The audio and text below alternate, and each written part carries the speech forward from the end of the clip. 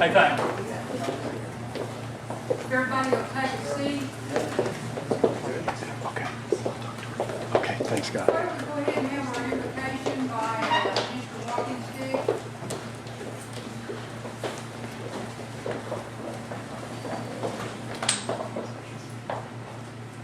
During fire guidance, go thanks for the gathering, God, of all these tough minds, God, forgive us. Lord, be with the decisions that we make, God, for our Cherokee nation. Father, we pray for those who are sick. God, I pray that you just, God, you just heal them. God, you are the ultimate physician.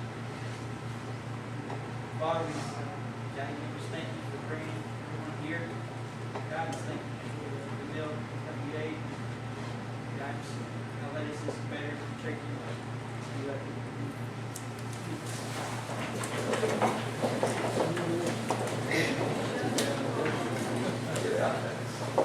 Tyler Jordan. Present. Bill England. Here. Jack Baker. Here. Julia Coates. Jody Fishingham. Here. Meredith Fraley. Janelle Fulbright. John Garvin. Chuck Hoskin Jr. Lee Keener. Dick Lay. Here. Curtis Snell. Here. David Thornton. David Walkingstick.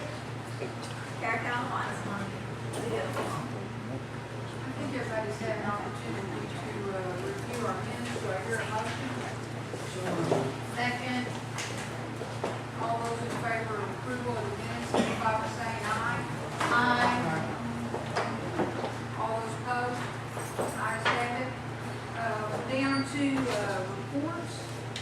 And the first report, we'll just have you do it from the area where you're seated. It'll be the Human Services Department for Marshall Land. And I believe we just distributed out Marshall's report. Let me first say thank you for giving me this opportunity to come by you. I'll try to be here soon. If you have any questions after I do a real short presentation, please feel free to ask. And if I don't know, I'll find out and stuff. I want to start out with telling you that one of the problems under me is lighting. It's a low low income energy assistance rate for we have our participants that start out with our 60 years older, our elders, and we have them with heating costs. And this is done once a year. And we have been notified that our first allocation is going to be drastically reduced from somewhere around 1.8 million to about 500,000. Now, I panicked when I first saw this until I looked back in the history and saw that the first allocation is usually a lot less than the final. It goes before Congress and they do the budget. Now, we go and start the application process today, and we'll do that for 2 weeks. And but we won't start making payments until after we receive our final appropriation. If after the budget is passed, we see that there is a drastic reduction, what we'll do is to we looked at different ways we could do it, and the way that was going to be less that wouldn't impact the clients the least would be if we just made the payments less and still serve our client, which means instead of getting a $600 payment, they might get 3 or 4. Now that's if they didn't do it. If they don't increase the budget, if they do, then we'll certainly do those taxes. Like I said, we served 1,781 households last year with 5 years.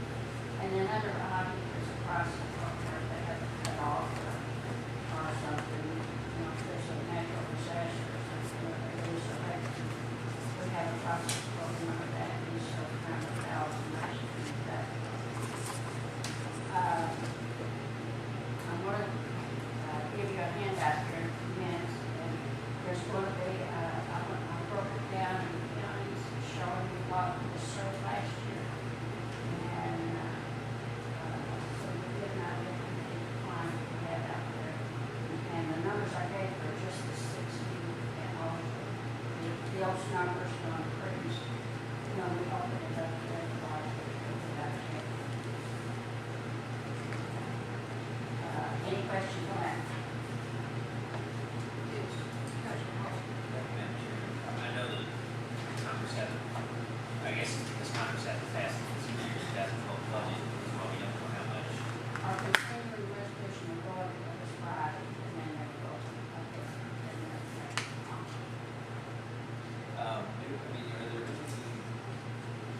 there any forecasts about what we expect to be passed, or has the House of Representatives passed a budget which reflects how much is in line? I know some of you know Cherokee now, Cherokee knows my problem with yours, and we tried to get in touch with the federal ed last week, trying to get some feedback on how we think this is going to be the last appropriation or the final one, and so what that process is, that goes before the House, I'm not sure. It's disturbing to me that there's talk about so much cuts in discretionary spending. The economy's terrible. So we're going to cut for the poor to the poor. I'm not talking about Cherokee Nation out here, I'm talking about the United States. And it really irritates me to think that we're getting ready to come up on a winter, and the Congress is meeting to balance its budget, and the discussion is not to enhance revenues, it's to see where we can cut, and it falls on the backs of the folks who receive LIHEAP. That means the poorest of the poor are going to be suffering. It's not a reflection of you or Cherokee Nation, it's just really a reflection of my frustration with the way Congress is right now. And I hope, sort of on a soapbox here, I hope that we keep track of the votes of our congressional delegation when it comes to these important programs. Before we give a nickel of our money to support some of these members of Congress, I hope we remember this. The poorest of the poorest that we're talking about. It's really irritating to me to think that we're facing these kind of cuts in this economy. But I appreciate it. Thank you. April 5th, we're going to give you information packet that's also for the newspapers here. This is just what I call human services 101. It outlines all the programs that I have underneath and it also has a handout in there of LIHEAP participants that I was telling you about, and also the LIHEAP schedule.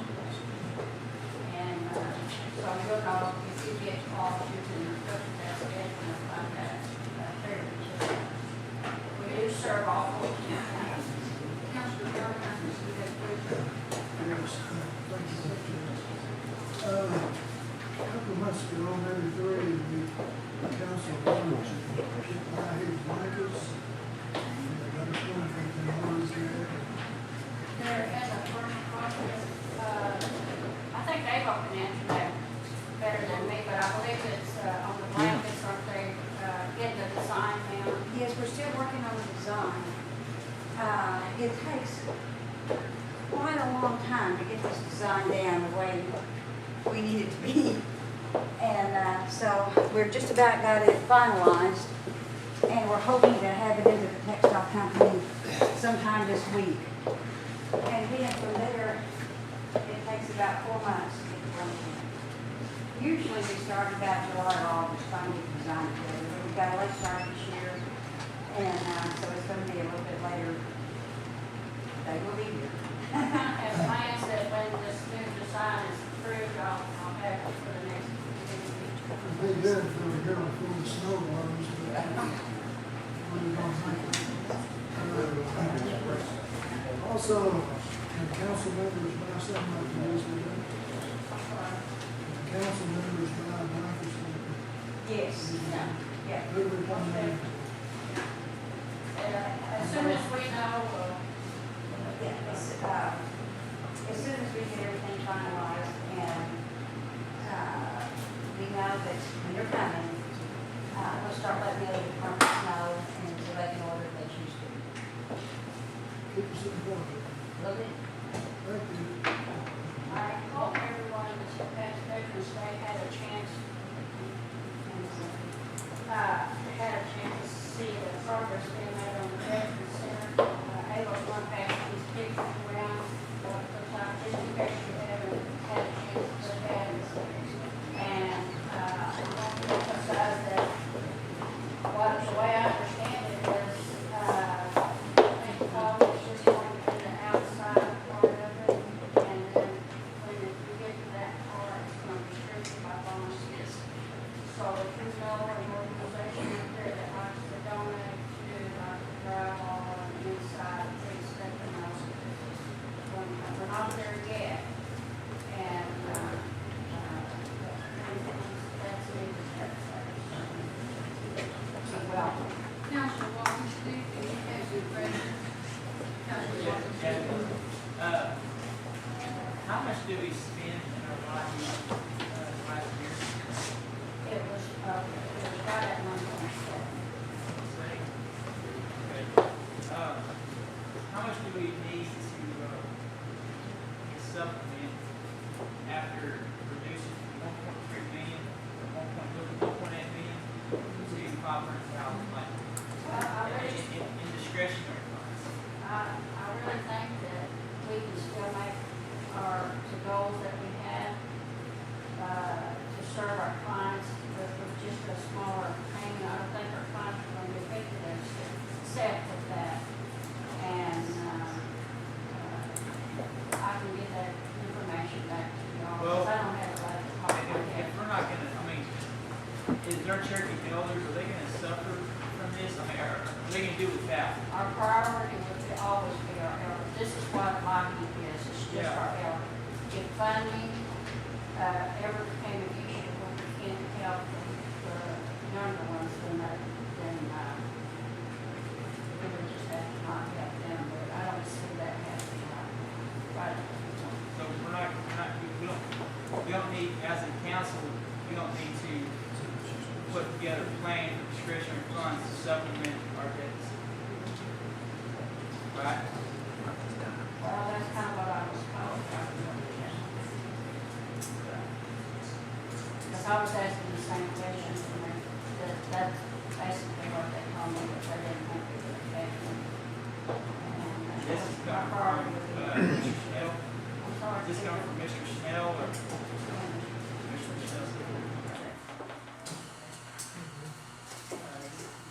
Any other questions? Marshall, will you keep us advised next year on where we are on the funding? I think everyone is expressing a concern about that we want our elders covered, so we'll need to know pretty quick if there is gonna be a shortage and it's going to affect our elders, we need to know about it. Okay? I'll do that. Okay. The other two things I do real quick to say is our no water nutrition side, hopefully will be by the end of January, we hope.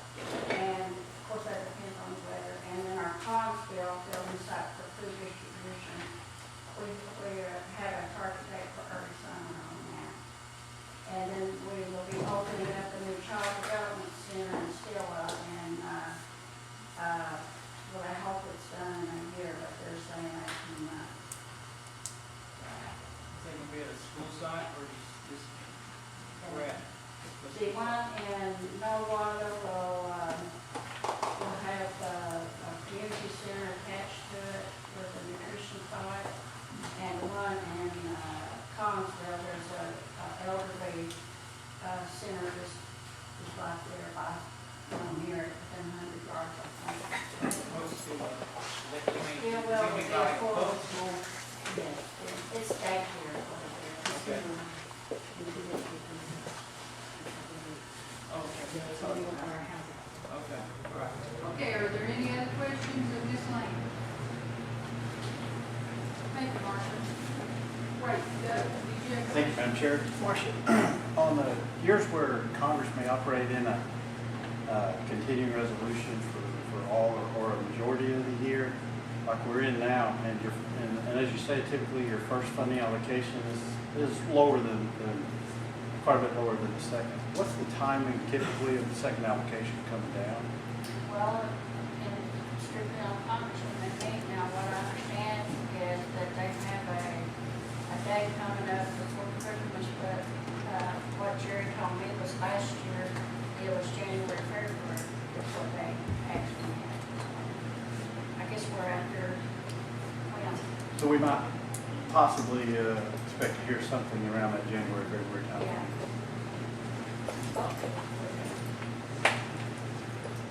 Thank you, Marcia, I appreciate it. Our next report is for community services given by David Sutherland, and I would like to, if possible, David's on here 3 times.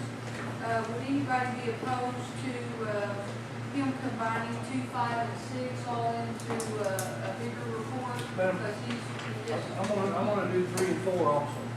Oh, okay. Okay, so would anyone be in opposition to 2, 3, 4, 5, and 6 being all put together by Mr. Sutton? Since he's reporting on all of them.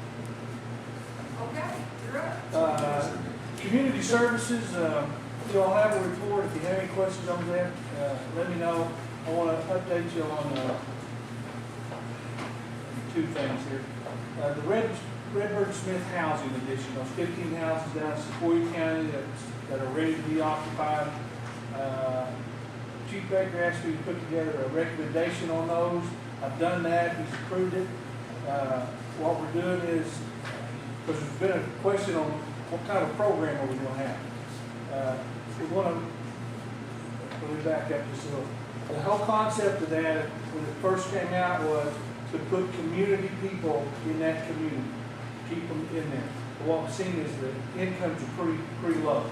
So what I recommended to him was to do a mutual help type program, base it on their income, have some of that payment go into equity to where they could use it to help maintain the home. We're also going to, as far as the purchase price, I think you all have gotten some information in the past on the cost of those. There was a few extra items. The cost was pretty good for those homes. What we're going to do is get them appraised, and that will be the purchase price for the family.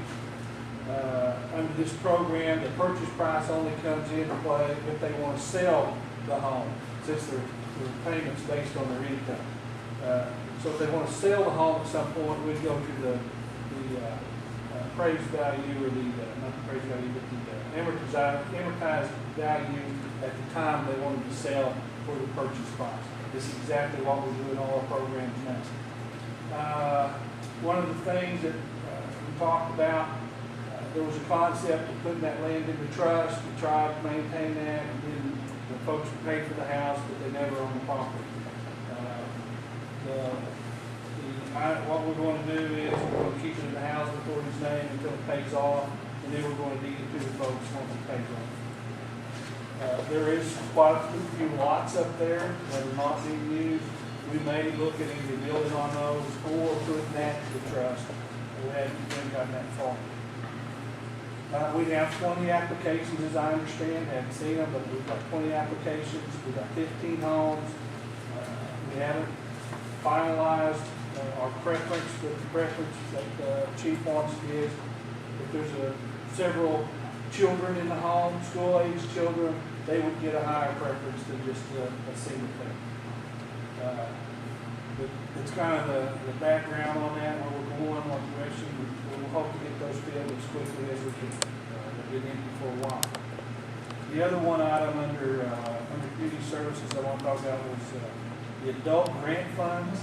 And to be honest with you, I'm not familiar with all their programs with the adult grant funds. I think there was $75,000 budgeted. We have encumbered or have expended, but we've obligated all of it. So right now we're not approving any new adult grant applications. Mr. Thorne? Yes, David, on the Red Bird Housing Project, did you decide to leave that 5 acres or 1 acre? Well, I think we're going to leave it up to the family, because I feel like they've been promised 5 acres. Some folks may not want 5 acres. And if they don't, we'll put it down to an acre. But at this point, I think we're gonna leave it up to the families because of past, what they've been told in the past. Praise, I'm not praising. It make it a little different. It would.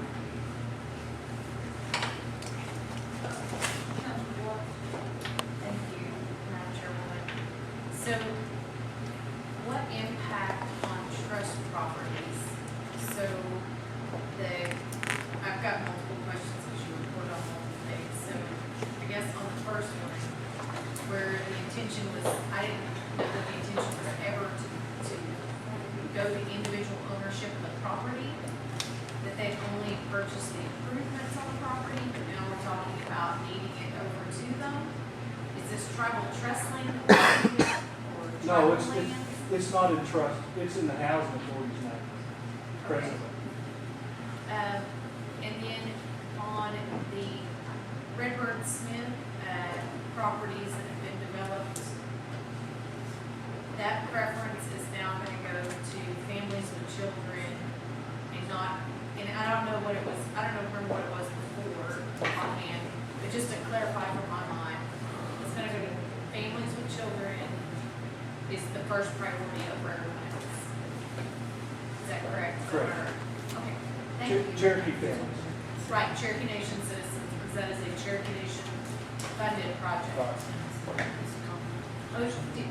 We're not on that, did we get it cleared up on the past, on the funding? Do we have a plan to spend down that funding? I was gonna talk a little bit about that later I on. will hold that. Thank you, Madam Chairman.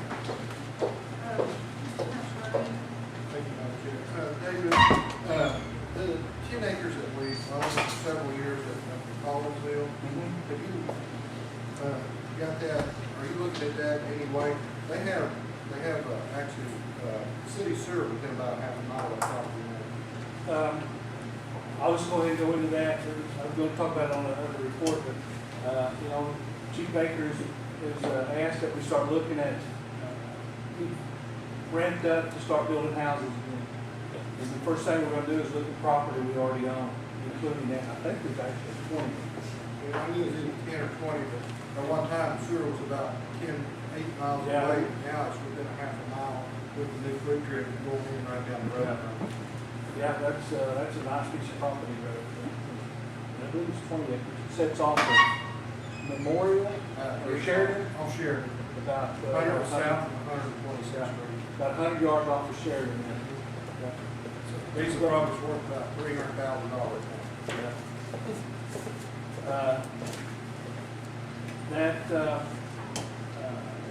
I think that was the property we had, the beetle property. We never got it bought because we had to test for beetles, some kind of rare beetle. It took a long time. Yeah, they put fire. Yeah, we're gonna look at all our property we've got already in stock and see if we could use that. That may be some of the first step we do. Councilor Hopkins? Back to the adult youth grant, really interested in that program. It sounds like it was very popular, the money's been spent. So a couple of things, two or three things. One is I have, and I'll give it to you offline, I have a constituent who applied, and she applied along with several others in her area. She didn't get any feedback, I don't think, so presumably it's still pending or rejected that I can. If you have a name, shoot me the name, we'll check. I'll do that. Number two, can you, maybe in the next month, break down for us where people live that got approved? And how many applications are been denied because of lack of funding? I know you say you're gonna stop to take them, but I think a lot of people may have those applications, send them in, and they may get denied. And I just would encourage you to develop that program. It's only about a year old, and it probably is, I don't want to say loosely structured on your end, but there weren't a lot of rules in place that the council imposed.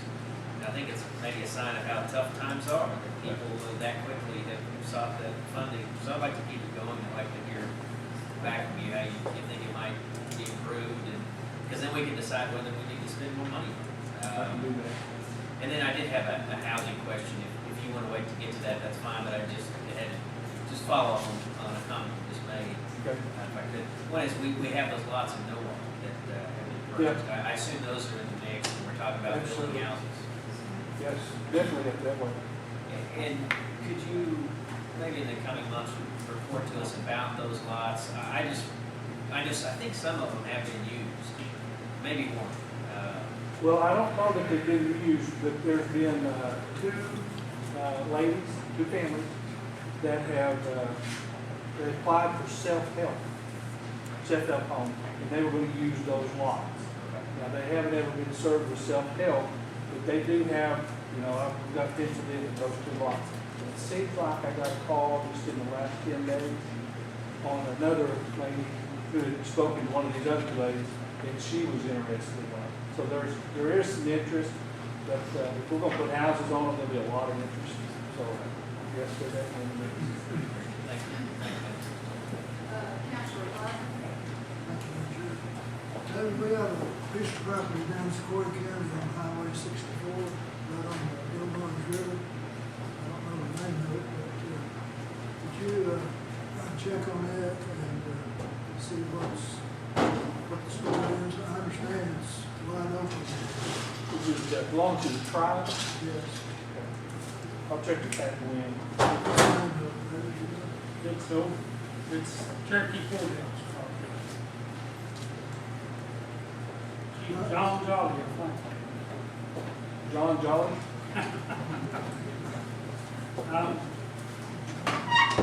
I'll check on that. My understanding that the door's open. I don't think anyone even lives in the property, no, it's very common. I'll check on that. Maybe it's some personal property, I'm not sure. Maybe I need to go down there and check that out.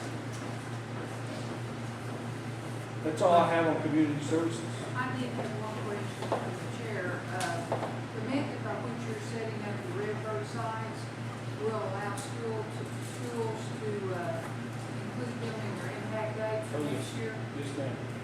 So it's going to be set up that the children that go into the red roadside homes, whatever school they go to, some money will come to those schools as a result of.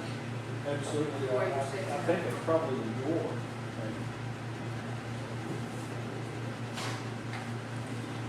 Okay. Yes. Mr. Thorne? Yes, David, on building these homes, I guess is what I'm understanding, there may be going to be 10 homes built in. Well, one of the things Chief Baker asked is that we look into building, say, 10 in this district, 10 in your district, 10 up in the northern district, and try to get homes in all districts. Well, to new 9 gone, we've got 2 school districts in our district that really need help. One is at Martin City, which is over 80% low income. People who fixing to take a little trip up through the river and go in some homes. And they need some homes up there. And it will actually help the school district probably more than anything. It can be helpful. 10 homes, it'll make a little impact on them. We have so many homes up there that need to be torn down and just replaced. And they're not really worth renovating. And we may have 2 or 3 families living. And what their main problem is that these families that move into those homes together, there may be 2 or 3 families together. One family member may get a job, well, they'll move out and they'll leave the district. So then they go to South Salt, Marlboro, Fort Smith, or something of that nature. That's the reason there's many people move around so much. But, I mean, they're hurting bad. I mean, really hurting. That area needs to be built up. Also, in that cut area, they're in almost the same situation. And those serve 2 school districts over there that need some help. One's Martin City Schools, and others Bellefonte Schools.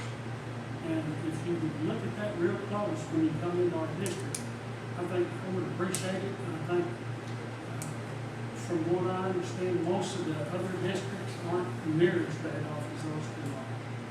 And, of course, I think it would help quite a bit if you look at that. Thank you. Are there any other questions? Thank you, David. The next report, I guess it drops us down to 7. Or, did you have another? No, I've got some more, I got all kinds of Okay, stuff. keep on rolling. The roads report, you got a report in there, just a couple of things. There's a pre-construction community dinner for the Barber Road project. That's November the 29th at 6 p.m. at the Dry Creek Community Dinner. A couple other things, the Honey Hill Road project was finalized on November 1st. In that NICUT North, we had a final inspection on October the 11th. There are still deficiencies that have to be addressed. That Councilwoman Fulbright had asked about that a few times. We had a meeting last week internally, and we're trying to get a meeting with the contractor on that. So we've got to get some things straightened out on that. But if anybody has any questions on roads, Well, I was just over there last week checking it out again, from the NICUT general store over to that big bridge that needs to be replaced. There's nothing going on, but from there on over to Bell, road's excellent. So it's finished, I would say. The NICUT North. yeah, there was some workmanship issues that's going to have to be fixed. But we're working on it. I'd say we have it on the radar. But there's a pretty good financial chunk that we still got that we're not turning loose of until things are corrected.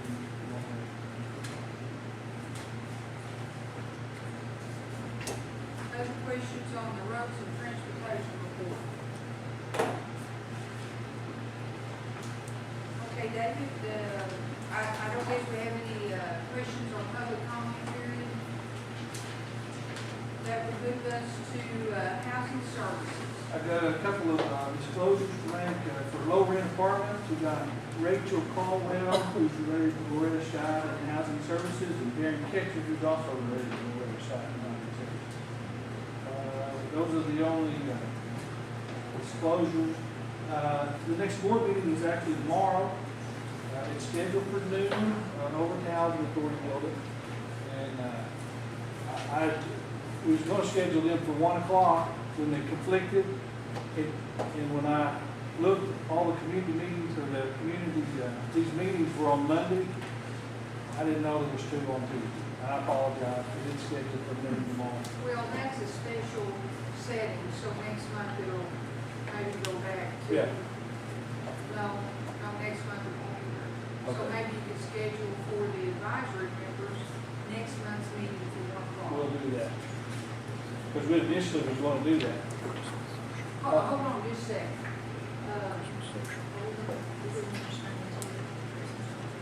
Just a second, we'll look Okay. this up.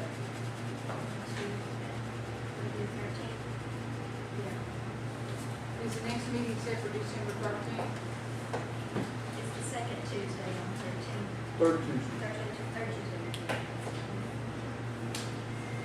It'll be on 20th? Yeah. Then noon's good.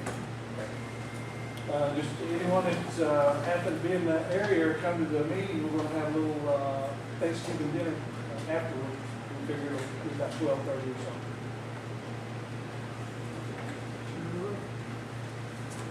Any questions of accounting services besides what you see in the report? Then, I guess that moves us to number 6, pending HUD policy changes. Went over that a little bit last month, where the House bill has some language in it that requires any tribe over $20 million on hand, excluding the 2011 funding, would not be eligible for any funding. And also, you have 3 years to expend your block grant. The Senate bill has a little bit more money in it. It doesn't have those two requirements. A couple of weeks ago, I went to a meeting in Phoenix where the National American Indian Housing Council had a meeting to get a unified position together. There were several folks there, but the first order of business was to let any tribal official, that elected official that was there to speak, and there were about 15 of them. And this whole issue boils down to $1 billion that's in the pipeline. Half of that is the Navajos. They've got money for back to 2000, and they got $500 million that's unspent. And there's a small group from the northern area, about 15 tribes. They got their own little coalition that they put together, and they're trying to figure out a way to get their hands on more money. And if they can keep larger tribes from getting their money, then they think that they'll have access to it. But what the tribal officials said was, we don't need another tribe telling other tribes how to spend their money. If the Navajos got problems, they need to work those problems out with HUD. And we don't need to be in here legislating how they spend their money. And besides that, it's negotiated rulemaking, and it should go through negotiated rulemaking before anything's done. What come out of that meeting was that we're supporting the Senate version, which contains more money and less regulation. We also had a meeting down in Factorville last week, and this is one of the issues that we talked about, and that's the Southern Plains Indian Housing Association, the Oklahoma Housing Tribe. And we agree the Senate bill is what we should do, but if it comes down to it, we wouldn't really have a problem with the 3-year requirement. We could live with that. But the 20 million is strictly aimed at large tribes. And we don't even know where 20 million came from. But if we had to, if that goes into effect, we're okay. We've got less than 20 million, excluding the 2011 funds. So if that does pass, we're okay. But we, as Councilor Watts mentioned, we'll have to develop some different spending patterns to meet that every year, and we should. I mean, if we're getting 30 million, let's spend as much of it as we can in 1 year.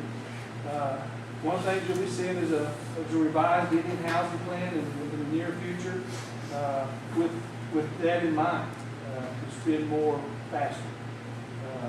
So we are aware of that. We're keeping an eye on that. The funding bills, where they're at. The DC office is also monitoring that. One of the gentlemen from the DC office attended that Phoenix meeting. But like I said, overall, I think we could live with 3 years, but until somebody explains the 20 million threshold and where that came from, because we did see a printout of who that would affect, and there were a lot of middle-of-the-road tribes, not large, not real small, just, that would affect them. And I don't know that was the intent. I think the intent was to give the Navajos and us, and Chicks and Creeks and Chocks, but none of those were affected. None of us. The 5 civilized, we weren't affected at all. It was smaller than us tribes that would be. There were several of them.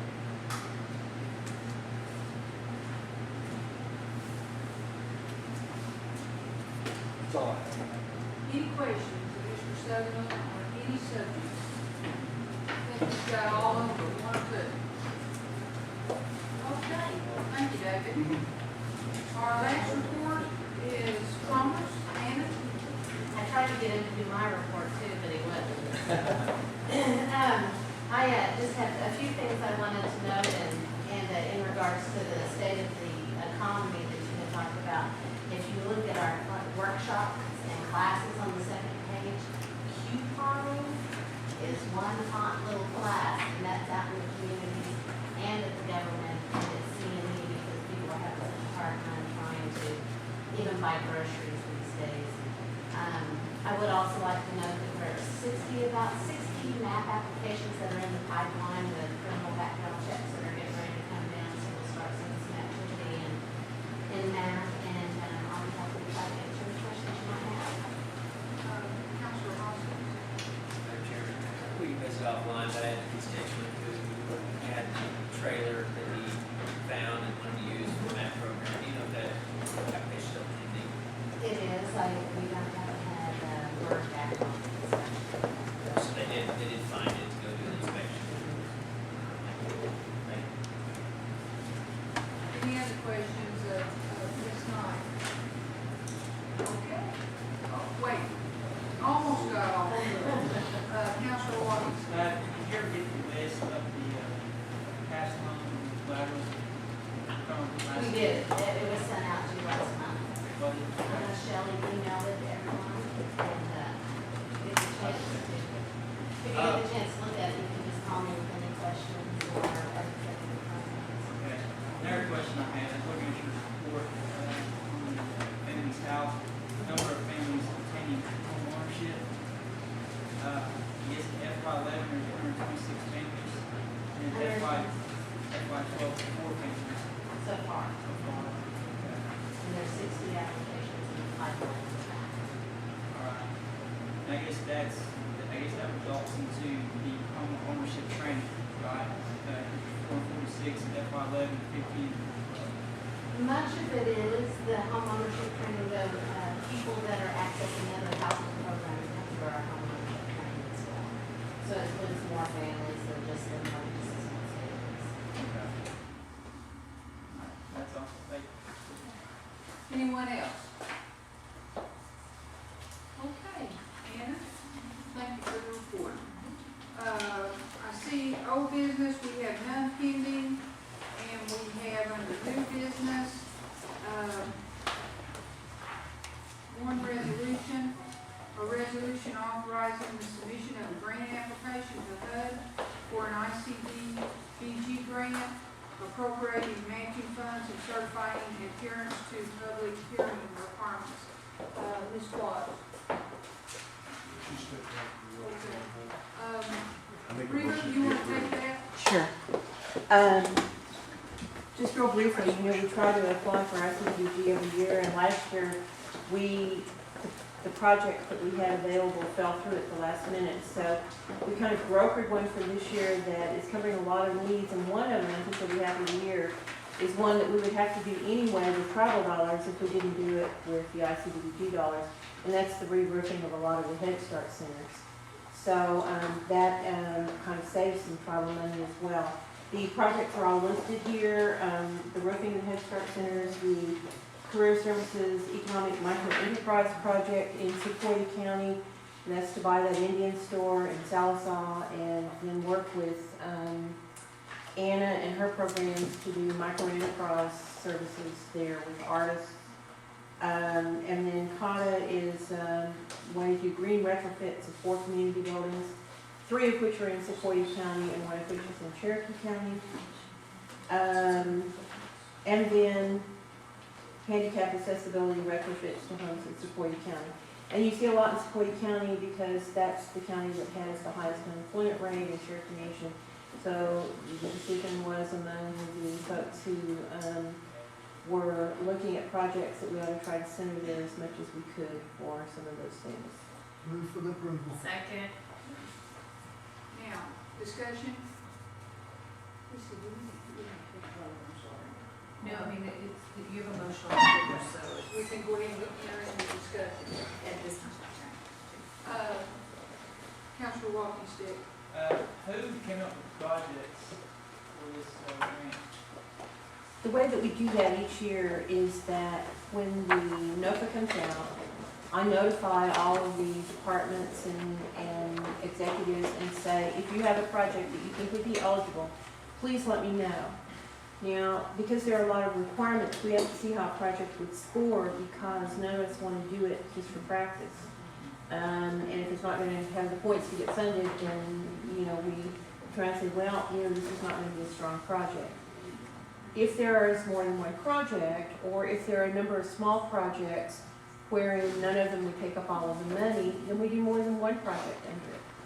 The only project that was submitted that is not in this list was replacement of Jack Brown Center.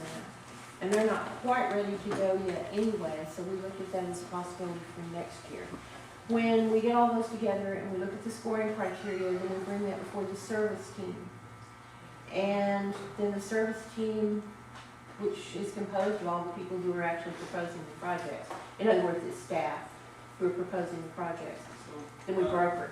So all the projects were submitted, they're on this list? Like, you guys didn't deny any of them besides Jack Brown? That's correct. Okay. All right, that's all. Any other questions? Call for question. Are there some other people that would like to be added as sponsors? Me and myself. Chuck, would everybody like to be added as a sponsor onto this project? Okay. So, Shelley, tonight, we can put everybody on, except I guess we got two reserves here. Now, I think, Council Watts, you call for the question? All those in favor, signify by aye. Aye. Any opposition? Ayes have it. Point of information. Did it need to go to full council tonight, or does it go to regular council next month? and that's It can fine? go to regular council next month, and then one of the reasons we probably want to do that is you're swearing that we have met the public comment standard there, and by the time it gets to council, we will have. It's scheduled, I have a staff person who's doing all that, but you don't want to swear to it until it gets to council next month, and then it will be a done deal. So, Madam Chairwoman, is it okay that it goes, okay, Yes. just to clarify. Thank Now, you. we're talking about December meeting. Correct. Okay, Rita, we appreciate all the work, thank you. thank you. And I would like to, that brings up something that some of the council has already brought up to me. When we start seeing these resolutions from this point forward, at least in the committee that I'm interim chair, I'm going to ask Shelley to share those with the counties that will be affected, so that they might want to co-sponsor those resolutions. Okay? And I would encourage all of you all that are chairs to maybe consider doing that, because there's a lot of the council that would like to be considered as a sponsor on something that affects their county. Okay, announcements? I see none. Make a motion to adjourn. Okay. All right, and next month we will meet on December